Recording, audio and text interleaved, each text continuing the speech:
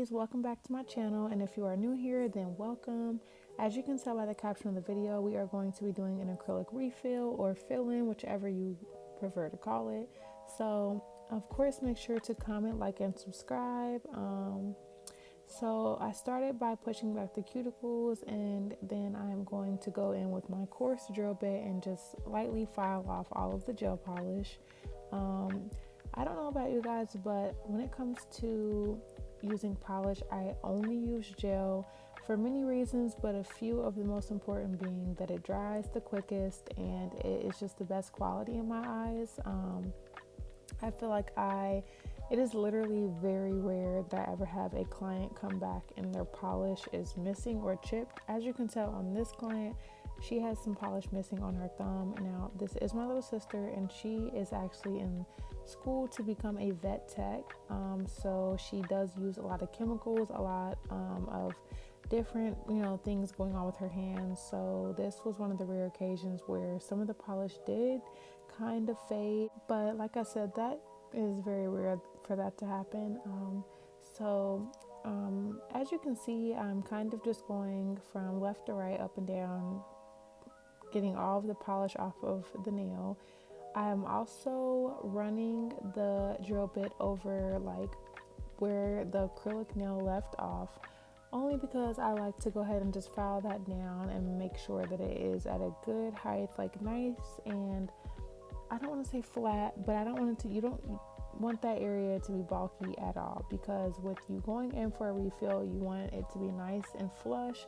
That way when you go in with the new acrylic, it is nice and even and you still have a nice apex, rather than it be very bulky and then you add more acrylic over top and then it's kind of thin near the cuticle, bulky right there, and just completely uneven. Sorry, I almost lost my train of thought there. I've been pushing out a lot of content, a lot of videos, so my brain is kind of fried right now, but I am going to fight through and still get these videos uploaded for you guys. So yeah, anyways, my sister is like a big fan of black, so this next set that we're going to be doing is going to be another black set, but we're going to be doing the CROC print with a cute little gem. So I've actually been wanting to do this set in all black for a while, so I'm super excited. But as you can see now, I am going around the cuticles with my cone drill bit, and I'm just making sure to get all of that nitty gritty, all of that new growth exposed, everything from underneath the cuticle, and just completely giving us a nice clean base. This is really important, you guys, because I feel like getting everything from around the cuticle, underneath the cuticle, just really helps with that retention and really helps prevent lifting. So now I'm going in with my 80 grit file, and if you watched my videos before, you know that this is one of the sharpest files, if not the sharpest file grit. I just really love to use this file though, because it really helps give me a nice clean shape without having to put in too much elbow work. I just think that my shape, ever since I have switched over from a 100 grit to an 80 grit, has really just, I've seen a big difference. It's just very sharper, very crisper, and I don't have to, spend nowhere near as long on the filing. It just does the job, and it does the job very well. So I'm just going in and following along the sides of the nail. She has like a coffinish, not too coffin, but not square either. So I'm just kind of following the original shape, and then I'm going to be following the free edge, as you see here, at a 90-degree angle. When you are doing a fill-in, guys, you do not, unless the client is requesting you to change the shape, you don't want to go too crazy on the filing, only because then your shaping will be a little off, and it's harder to fix the shape of a nail that you're filling in, rather than, say this is a brand new nail tip and you mess the shaping up, you can just take the nail tip off and restart. With this being a fill-in, that is not possible, so you just want to kind of keep that in mind, that when you're doing the cleaning up of the shaping and going back in and just reshaping those nails, not to take too much off, not to file too much, unless of course, the client has requested you to do so, or you are changing the shape and it is necessary, then by all means. But that was just something that I had to learn when I first started. I used to just go in and be going so crazy, going so ham on the filing, y'all. I used to just be doing way more work than what was needed, and then I would look at the nails afterwards and be like, wow, these are so uneven. I just messed myself up more with shaping rather than not even shaping them. So yeah. And also, still with a fill-in, I've mentioned this in my other videos, you still want to flip your client's hand and look at it from different angles, because you want to make sure that everything is nice and straight, especially with this being a fill-in. Your clients have done so much with their hands and nails in between their last disappointment and their last appointment. So it's already going to be, a whole bunch of different lengths, different shapes, and dullness, and a whole bunch of other things that you have to fix. So you want to make sure that you are definitely looking at it from a lot of different views, a lot of different angles, to make sure that they are nice and even and straight. And also make sure that you are pulling your client's skin back. I say this in every video. I'm going to continue to say this in every video, especially if you are using a file this sharp, because it will slice your client and you do not want that. So make sure that you are pulling the client's skin back when you are filing the sides of the nails. And so now I'm going in with my 180 sanding band, and I am just lightly running across the natural nail, the new growth. This is just getting all of those natural oils off. That is very important, especially in a fill-in, because you want to make sure that you do not get any lifting. This is the main focus of the fill-in, which is the new growth. So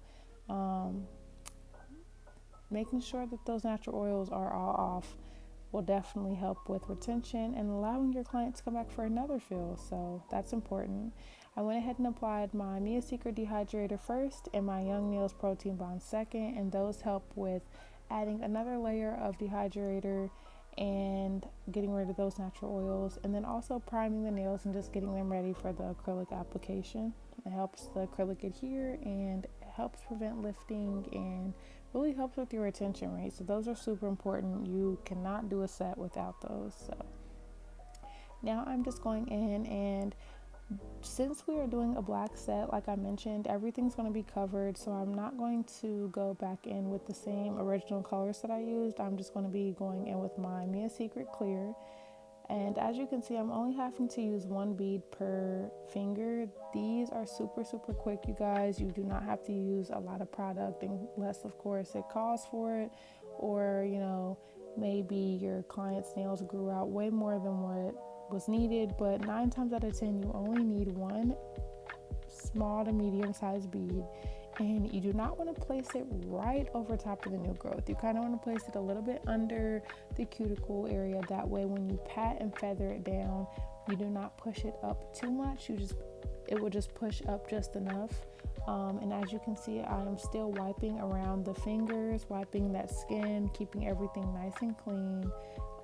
Especially since this is a fill-in, I'm going to keep saying that it is super easy for that acrylic, since that's pretty much the only place we're placing the acrylic, to flood the cuticle area. So it's super easy for that to happen. So you just want to make sure that you're keeping that area clean, because if not, you will get lifting, and it won't grow in this flush.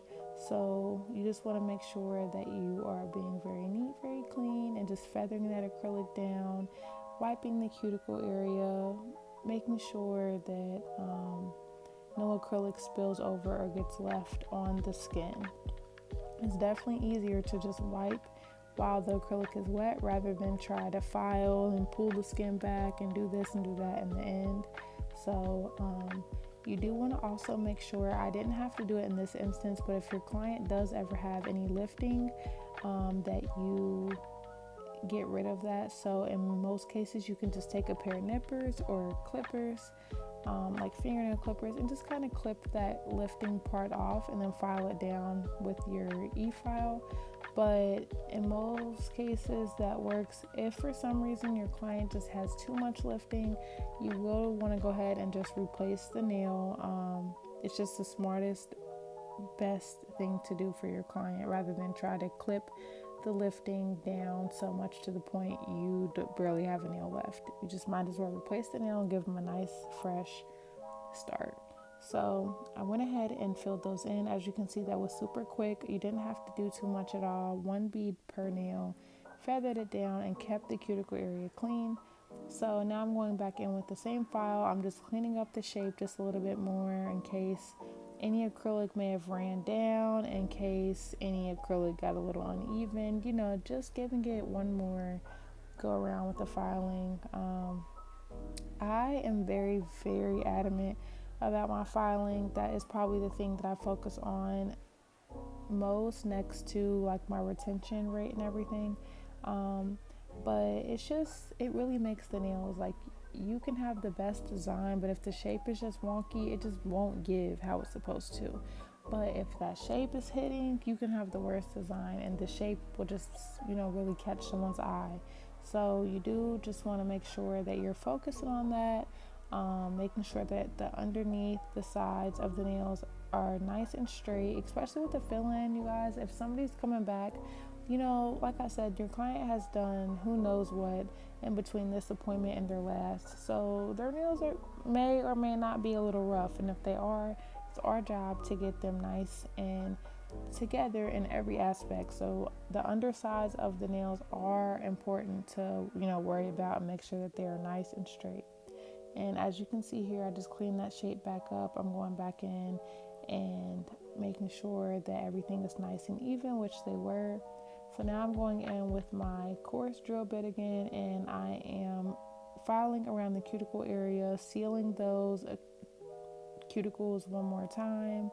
Sealing the cuticles is super important because it gets the acrylic down to where it needs to be and just makes everything nice and flush, nice and even. As you can see, I'm making sure to file the entire nail, which makes everything smooth and, like I said, nice and even.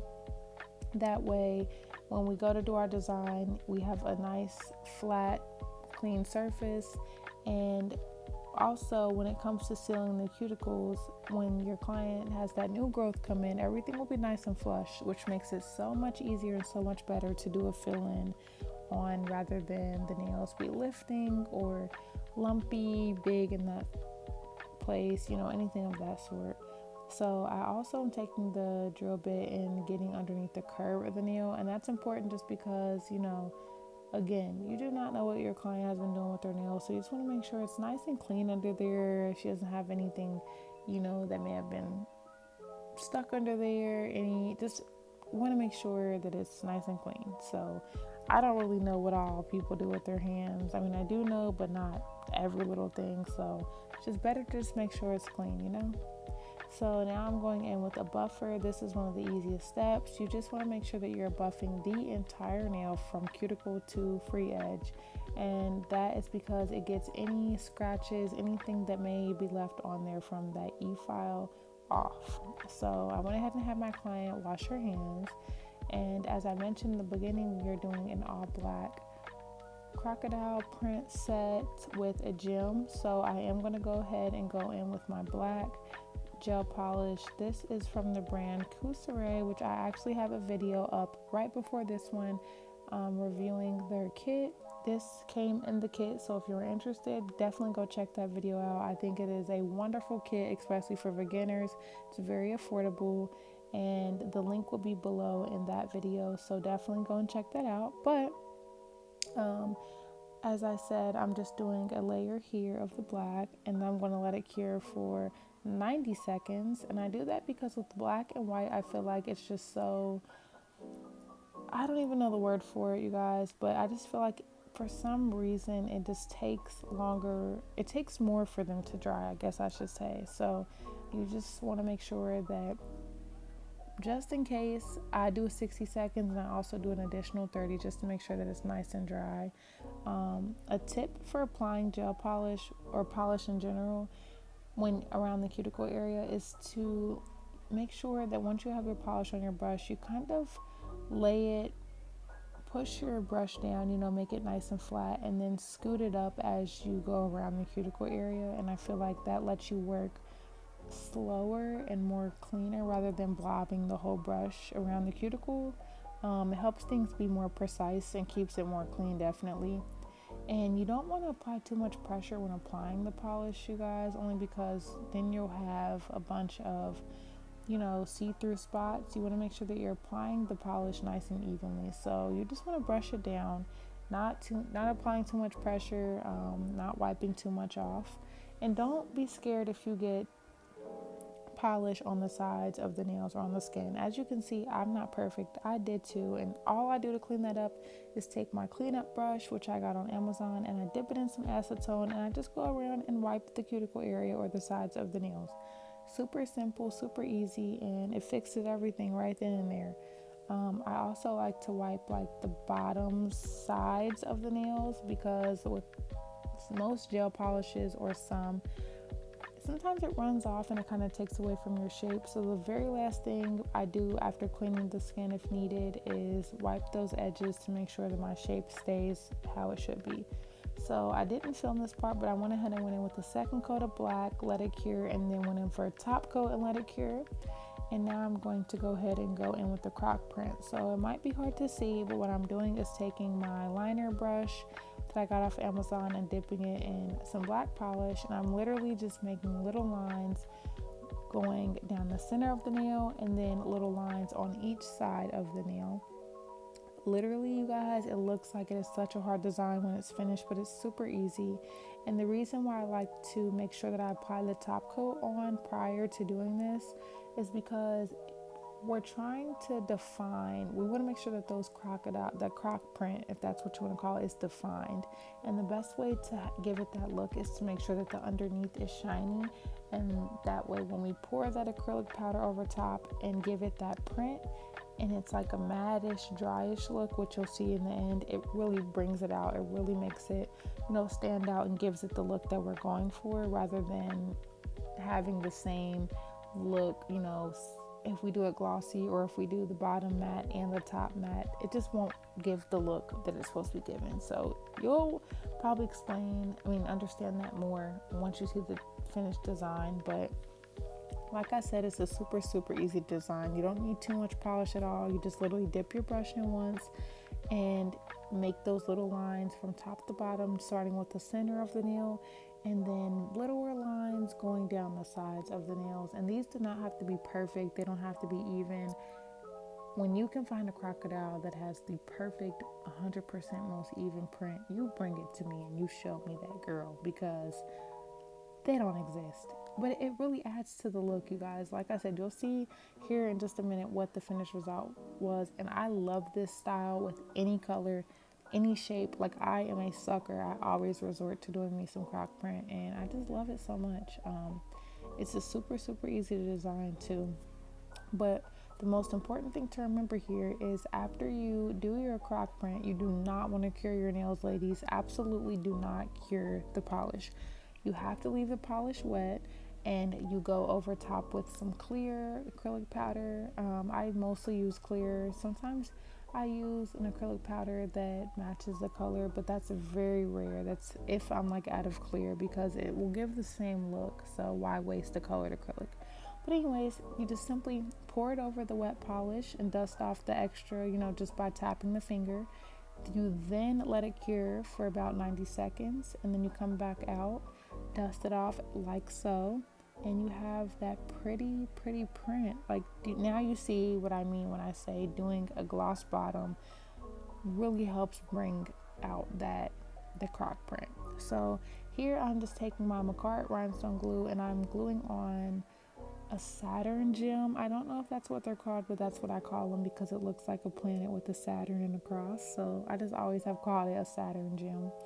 It looks like the planet Saturn. So yeah. I just glued that on, and I let that dry for 60 seconds and put some cuticle oil on, and the nails turned out super, super cute. I got these gems off of Amazon, by the way, if you were wondering. But so I let that cure, and this is the finished result. As you can see, the CROC print is really standing out. It's really defined, and I love them so much. They turned out perfectly. I'm probably going to do this set a million times over with a whole bunch of different colors. So I hope you enjoyed this video. Definitely go check out the other videos on my page if you are new. And make sure to comment, like, and subscribe. Until next time, thank you for all the support.